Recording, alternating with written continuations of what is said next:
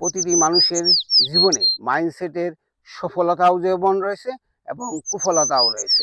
আমার জীবনে দুটোই রয়েছে। 1991 সালে আমি যখন জিওলজিতে ভর্তি হয়েছি, তখন আমি প্রথম কয়েকটি পরীক্ষায় ভালো ফলাফল করি নাই। কারণটা হলো আমি বাংলা মিডিয়ামে পড়া, কিন্তু জিওলজি ছিল ইংলিশ মিডিয়াম। যার ফলশ্রুতিতে অনেকেই, বিশেষ করে যারা ইংলিশ মিডিয়াম এবং ঢাকা থেকে পাশ করেছে নটরডেম অথবা বড় বড় কলেজ থেকে, তারা কিন্তু 20-এ 20 পেত। আমি পেতাম 20-এ 2, 20-এ 3, 20-এ 4। যখন কন্টিনিউয়াসলি 4-5টা পরীক্ষায় আমি 20-এ 2, 3 পেতাম, তখন আমি হাল ছেড়ে দিয়েছিলাম। আমি ভেবে নিয়েছিলাম যে জিওলজি আমার দ্বারা হবে না। এই যে জিওলজি ইংলিশ মিডিয়াম সাবজেক্ট, খুবই কঠিন সাবজেক্ট, নতুন সাবজেক্ট, এটা আমার দ্বারা হবে না। এটা আমার মাইন্ডসেটের ভিতর ঢুকে গিয়েছিল।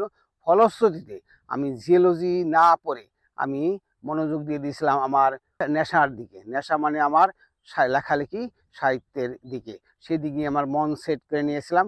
যদিও আমি শেষ পর্যন্ত জিওলজিতে ভালো ফলাফল করেছি, কিন্তু আমার মনের ভিতর মাইন্ড সেট করে ফেলেছিলাম যে আমি আর জিওলজিস্ট হব না, আমি আর জিওলজির লাইনে থাকব না।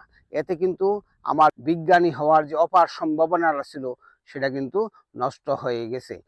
পরবর্তীতে যখন 1995 সনে আমি নিজের প্রতি আস্থাশীল হলাম যে আমাকে গ্রাফিক্স ডিজাইনার অথবা কম্পিউটার সায়েন্সের যদি আমি নিজেকে অবস্থান করতে পারি, তাহলে শিল্প সাহিত্যের পাশাপাশি টেকনোলজির সমন্বয়ে আমি একটা সুন্দর ভবিষ্যৎ গড়ে তুলতে পারবো।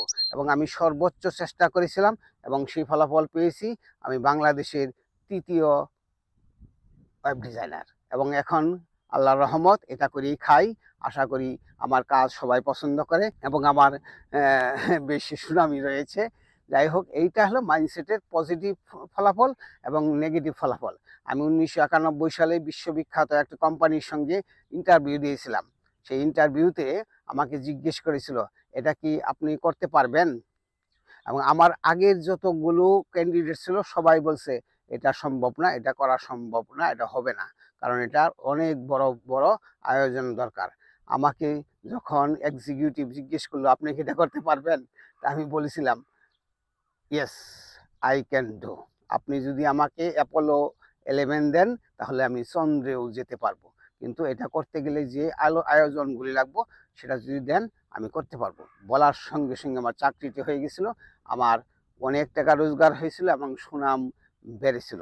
যাই হোক, মানুষের আস্থা, নিজের প্রতি আস্থা যদি থাকে, যদি মানুষ স্বপ্ন বিলাসী হয় এবং সেটা যদি আসলেই মানুষ চায়, অনেকাংশেই কিন্তু করতে পারে।